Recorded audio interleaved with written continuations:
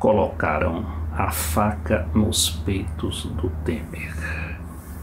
Ou renuncia e vai para casa, ou resiste e vai direto para a prisão.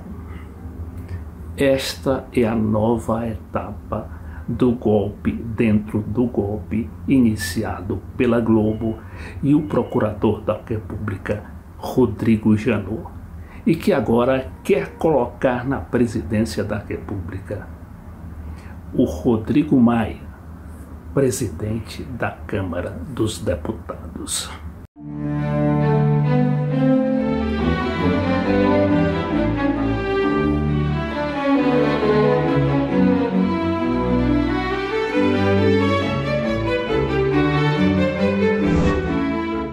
O Temer ainda resiste, porque parece ter a maioria na Câmara dos Deputados para derrotar a denúncia do Janot. E também consegue alguns apoios fora da Câmara, como no mundo empresarial, inclusive na mídia, como no estado de São Paulo, a própria Folha de São Paulo e aquele Bandeirantes. E tem também um outro apoio importante, que é a Federação das Indústrias de São Paulo e a Confederação Nacional da Indústria. Os banqueiros, através da FenaBrave, parecem estar em cima do muro aguardando os acontecimentos. Agora, cresce a articulação da direita e de todos os golpistas em torno de Rodrigo Maia, que é um homem palatável para o mundo empresarial e alguns deputados, sobretudo aqueles envolvidos nas manobras e nas denúncias de corrupção. Tem também o apoio de expressões da esquerda, como do próprio PT e do PCdoB, além de outros partidos que fazem oposição. A pressão sobre Temer, contudo, é avassaladora. E, como se viu nos últimos dias, foi preso o ex-ministro Gedel Lima, um dos homens mais próximos ao atual presidente da República. E há também uma conspiração destinada a prender o ministro Moreira Franco, além de todo um clima de chantagem que faz com que a Polícia Federal deixe de expedir passaportes e a Polícia Rodoviária restrinja seus trabalhos ao longo das rodovias federais. A designação do Sérgio Sveiter, deputado federal pelo Rio de Janeiro e homem ligadíssimo à Globo como relator da denúncia do Janot na Comissão de Constituição e Justiça, foi outro golpe contra o Temer. Mas se sabe que o voto de Sveiter, do Sérgio Sveiter, não deverá influenciar muito os deputados, porque, afinal de contas, é apenas um voto que orienta os demais membros da Comissão de Constituição e Justiça. Mas este voto pode ser tranquilamente derrubado. O problema é todo o clima criado para esvaziar e desmoralizar o atual presidente. Temer pode resistir às pressões e até ganhar nesta primeira denúncia do Janot, porque existirão mais duas, caso essas denúncias sejam derrubadas na Câmara dos Deputados. No entanto, ele tem o dilema ou a faca no pescoço. Ou renuncia e vai para casa, porque aí seria garantido o seu direito de relativa liberdade, ou depois, ou se não, vai para a prisão se resistir. Ocorre que Temer também está num dilema, porque quem é que vai garantir de que ele, renunciando, vai para casa, ou seja, vai ficar em liberdade? Porque as denúncias se acumulam e vão acabar prendendo de toda maneira. Então, esse é outro raciocínio que os deputados, sobretudo aqueles envolvidos com as denúncias de corrupção, que dizem ser de 242, segundo as contas do próprio Eduardo Cunha, esses deputados também se encontram com o pescoço, não é, à disposição dessa onda avassaladora de denúncias que surgiu com a Operação Lava Jato. Então Temer vai ter de decidir, quando chegar da Alemanha, o que fazer. É provável que ele continue a resistir, até pelo menos que derrote essa primeira denúncia do Janot. Agora, se ele vai ter condições políticas para se sustentar depois de uma segunda denúncia e de todo esse clima, não é, esse ambiente de pressão, é outra questão que ele mesmo vai se colocar e diante da qual terá de se curvar ou não. Em todo caso, a gente aqui no Café na Política vai examinar os vários aspectos da crise. Primeiramente, vamos ver quem é Rodrigo Maia, o candidato que parece ter unificado toda a direita nacional em torno de seu nome para derrubar o Temer e assumir a presidência da República. Bom, o Rodrigo Maia tem 47 anos de idade. É um deputado já no 5º mandato, apesar dos seus 47 anos. É filho do vereador e ex-prefeito do Rio de Janeiro, César Maia. O Rodrigo nasceu no Chile, quando César, ainda militante de esquerda, era exilado.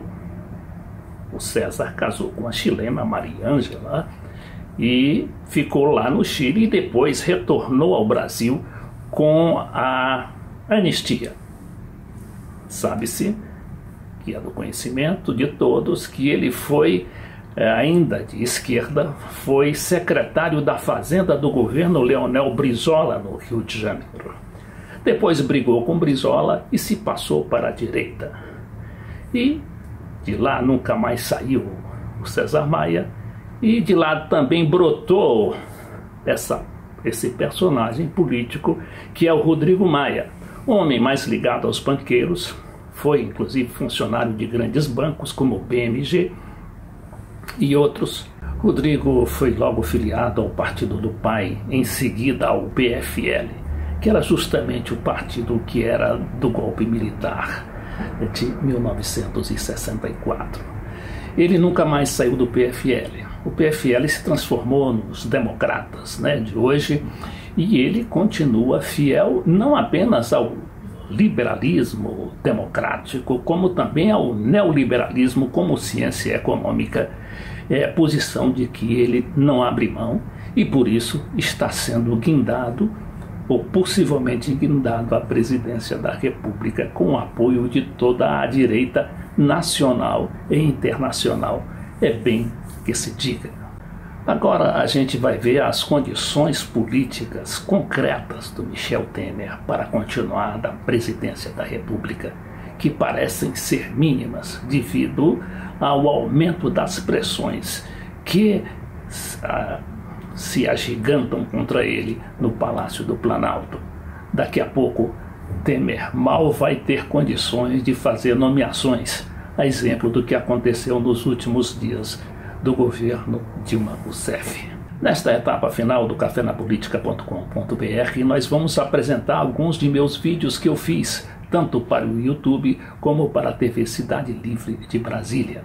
São vídeos feitos quase que diariamente que pretendem acompanhar a crise política, não só nacional como internacional.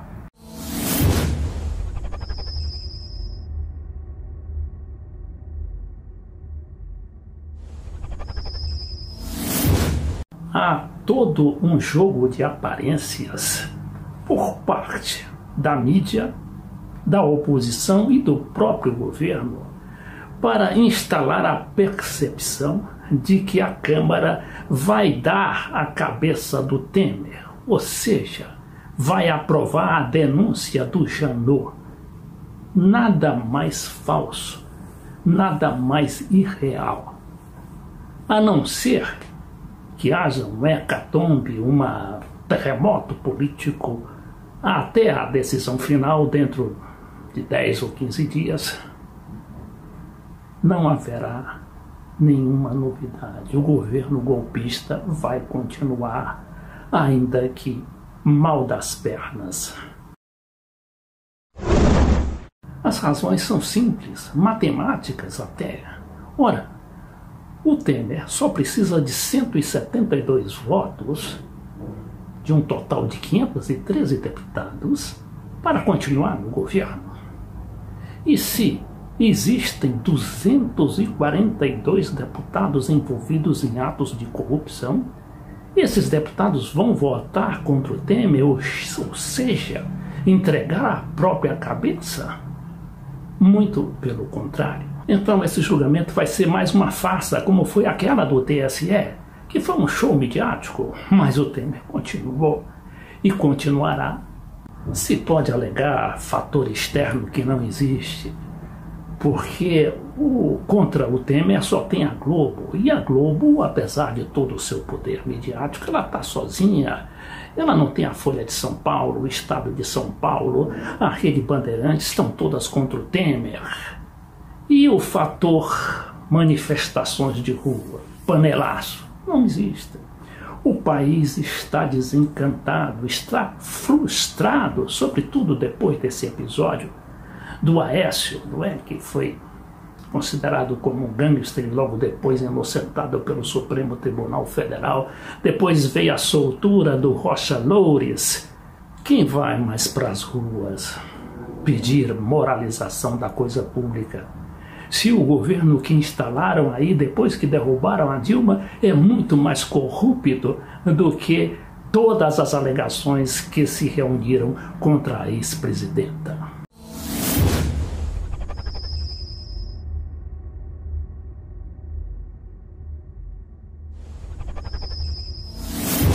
Uma das vantagens da posição do Temer é que ele não tem um vice-presidente para ficar aí conspirando contra o seu cargo, como ele o fez com a Dilma Rousseff.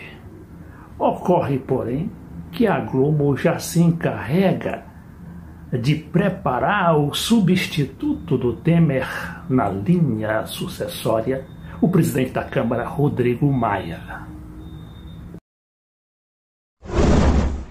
Trata-se de uma operação complexa, porque, não sendo vice, o Rodrigo Maia não assume automaticamente a presidência da República, como aconteceu com o Temer, no caso da Dilma Rousseff.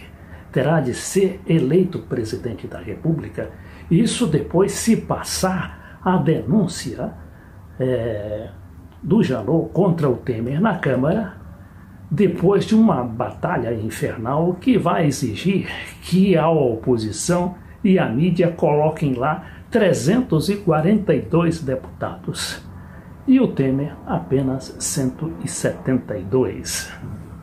Até aí tudo bem, mas como é que ele vai convencer essa turma, envolvida nas denúncias no STF e em várias instâncias da justiça, de que será poupada no caso do Rodrigo Maia candidatar-se e se eleger presidente da República?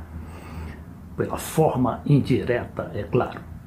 É uma operação complexa e muito difícil, sobretudo neste momento que o governo, já tendo despendido 4,2 bilhões de dólares em emendas parlamentares, e fecha cada vez mais o cerco a esta denúncia do Janot, dificilmente haverá um placar contrário à manutenção do Temer na presidência da República, pelo menos durante ou ao longo desta primeira denúncia, que se diz serem 3 as que o Procurador-Geral da República vai lançar contra o atual ocupante do Palácio do Planalto. Quem tem medo de Hugo Chávez? Uma abordagem sobre a nova América Latina, suas taxas de crescimento com inclusão social que dão inveja à Europa. Mais do que um livro, esta é uma análise do blogueiro FC Leite Filho.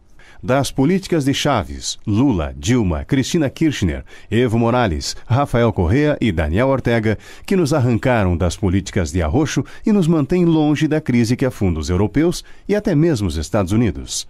Quem tem medo de Hugo Chávez? Leitura obrigatória.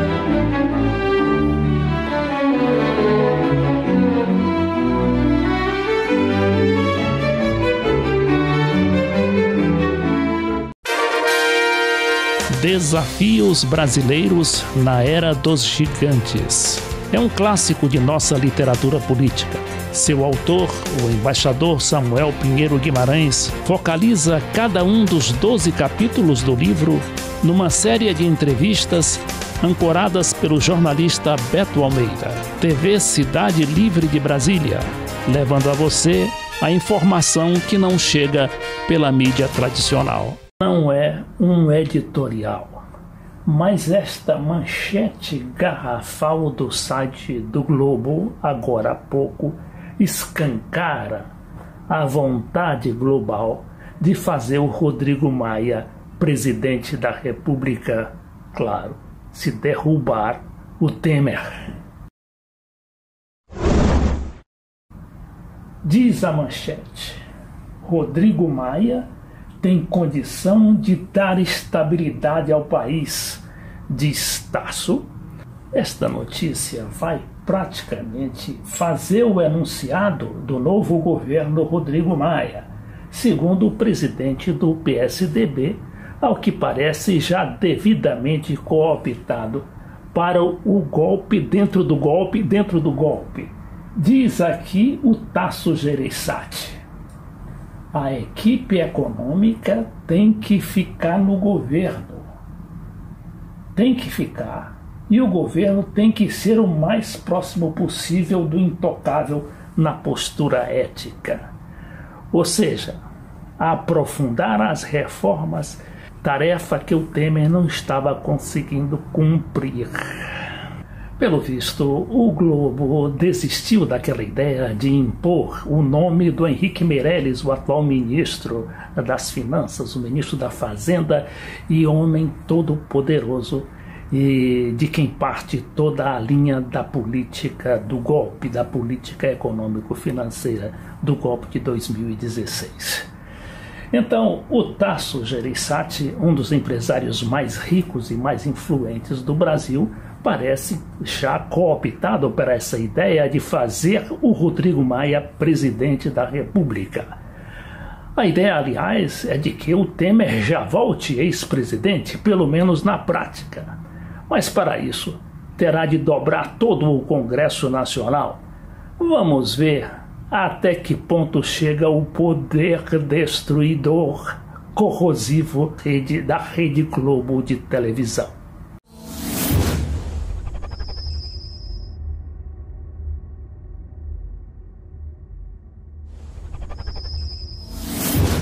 O segredo de justiça é uma garantia da Constituição, tanto para o investigado como para o investigador, para que não sejam vítimas de pressões nem de chantagens. Ocorre que, com os vazamentos da Lava Jato, onde as investigações viravam condenações antes do julgamento, isso tudo foi para o espaço. Eis que surge a nossa nova procuradora, ou indicada para ser procuradora-geral da República, Raquel Dodge. Está aqui o Paulo Henrique Amorim no seu blog Conversa Fiada, que a procuradora vai para cima do Janot e do Moro.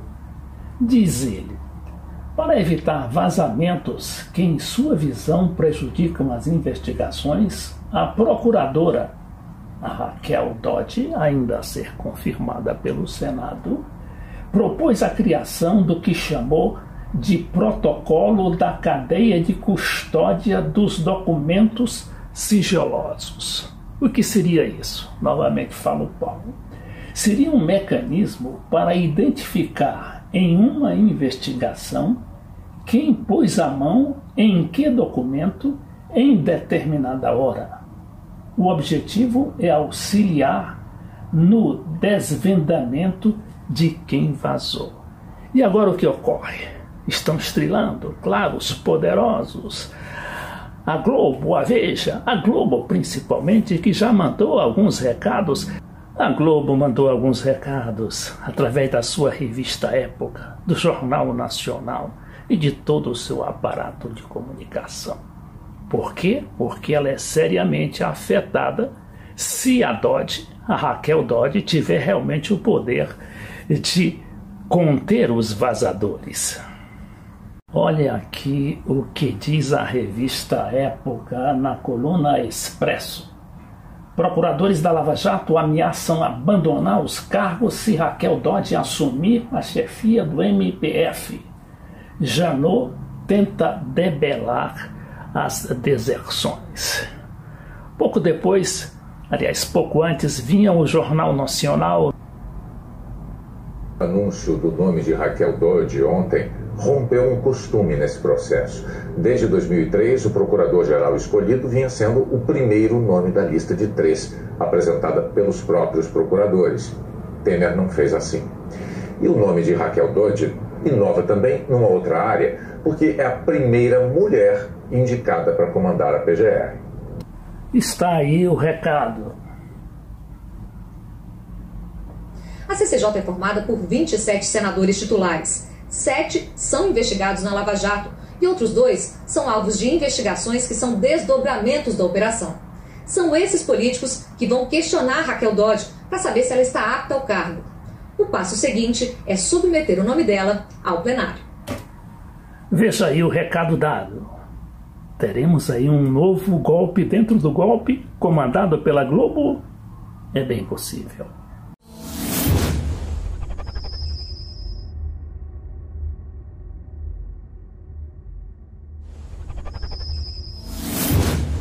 Os procuradores da Lava Jato, como a gente sabe, ganham um salário razoável, bem razoável, até de R$40 mil por mês.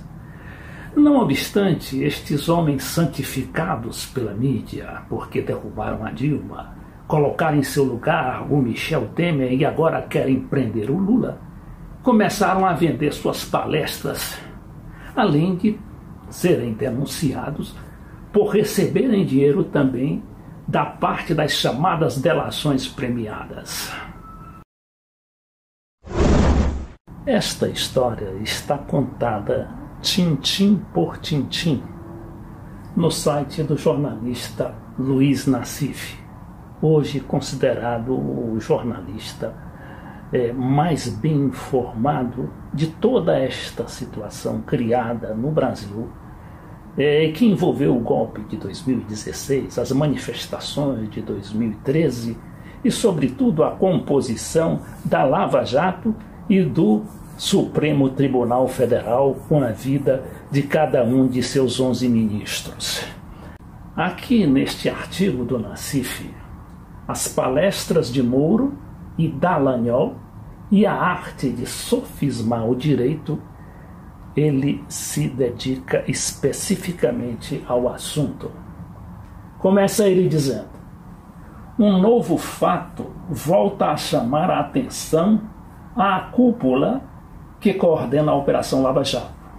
Há alguns dias começou a rodar no Twitter um post com a imagem de um site de palestras vendendo apresentações do procurador Dalton Dallagnol, que, por sua vez, vende em suas palestras conteúdo público levantado no trabalho público que realiza na Lava Jato. O Twitter viralizou, levando Dallagnol a usar sua conta pessoal no Facebook para desmentir o objetivo de lucro das palestras, deixando em uma situação complexa. Dallagnol dizia no texto que, por modéstia, não tinha divulgado que todo o dinheiro das palestras ia para uma grande causa, que era financiar ações do tipo Lava Jato. Mas olha aqui, o diabo, como dizem os diplomatas, mora nos detalhes. Prossegue Luiz Nassif. Mas tem um problema que pesa contra a argumentação de Dallagnol. Não existe possibilidades legais de acontecer a doação de pessoas físicas para áreas públicas em benefício de qualquer tipo de ação, e para ter qualquer tipo de repasse, ele teria que ter uma pessoa jurídica. Então, para comprovar que não está mentindo, Dallagnol teria que mostrar o CNPJ da pessoa jurídica que recebe o dinheiro das palestras. Ele não poderia alegar, por exemplo, que o dinheiro ficou na sua conta e, estando na sua conta, esperava abrir a pessoa jurídica para transferir. Isso caracterizava que está faltando com a verdade. Olha, ontem o Temer, ao se defender lá dos ataques do procurador-geral Rodrigo Janot, disse que seu assessor, seu ex-assessor, chamado Marcelo Miller, procurador que também ganhava muito dinheiro e que deixou o cargo lá de assessor, deixou entre aspas, e foi ganhar dinheiro com as delações premiadas. Segundo o Temer, esse homem ganhou só na operação da Lava Jato, na operação com relação de delação, envolvendo o Joesley Batista e sua empresa, a JBS, alguns milhões de dólares. Dinheiro que Temer insinuou teria sido repartido também com o procurador-geral Janot, o Rodrigo Janot. Olha aí, estes são os homens santos da mídia que estão pregando a moralidade na coisa pública e que prometem passar a limpo o Brasil.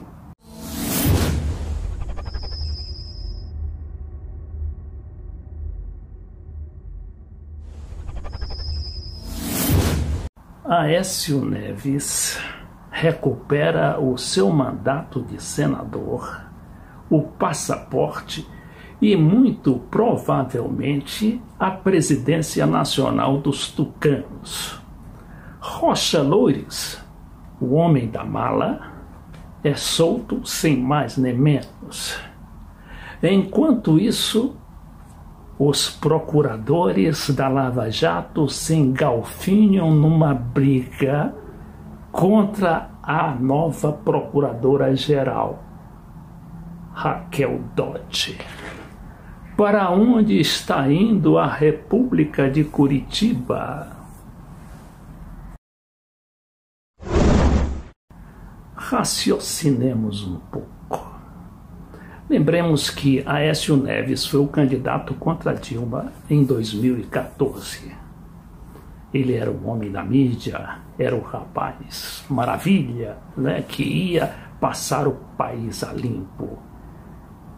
E depois virou de uma hora para outra o maior gangster da política quando Rodrigo Janot o flagra numa gravação pedindo 2 milhões de reais ao empresário Joesley Batista. E o que dizer do Rocha Loures? Rocha Loures, o ex-assessor de Michel Temer e também deputado federal, foi pego com uma mala de 500 mil reais e fotografado ali, correndo, saindo de um carro, entrando no outro carro. Onde está o Rocha Loures? Estava preso até há pouco. Mas e agora? Por que ele foi solto? Ninguém sabe. Bom, e os procuradores da Lava Jato? Aqui neste espaço nós já abordamos aquelas denúncias de que eles estavam ganhando dinheiro com palestras e viagens pelo exterior. Não só os procuradores, como o próprio juiz Sérgio Moro também é acusado de estar recebendo dinheiro à custa da fama da Lava Jato. Mas o importante também aqui é a situação da nova procuradora, no caso a indicada para ser procuradora da República, a Raquel Dodge. Vejamos aqui esta notícia da Veja. Diz ela: em 3 de novembro de 2014, Raquel Dodge nem deveria comparecer à Procuradoria. aquele seria seu primeiro dia de férias. Mas, de surpresa, decidiu passar em seu gabinete para resolver algumas pendências. Chegando lá, percebeu que as luminárias instaladas sobre as mesas de trabalho de todos os ambientes tinham sido removidas e recolocadas no lugar. Uma delas ficou solta e chegou a despencar. Raquel estranhou e no mesmo dia pediu uma conversa com Janot. Àquela altura, eram recorrentes entre os procuradores boatos de grampos ilegais no prédio. Olha aí a situação desses homens que eram projetados para toda a população como homens impolutos, como defensores da moral, como verdadeiros anjos vingadores.